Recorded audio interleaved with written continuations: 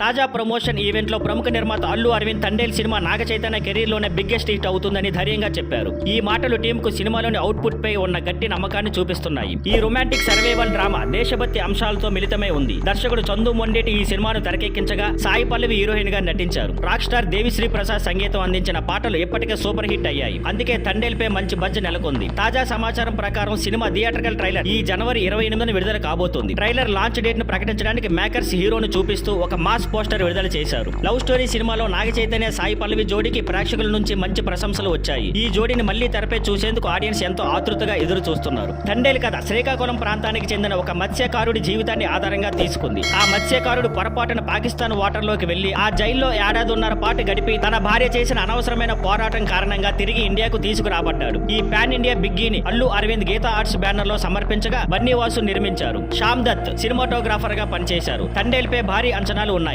మరి ట్రైలర్ ఎలాంటి hype create చేస్తుందో చూడాలి. Thank you for watching. Please like, share and subscribe.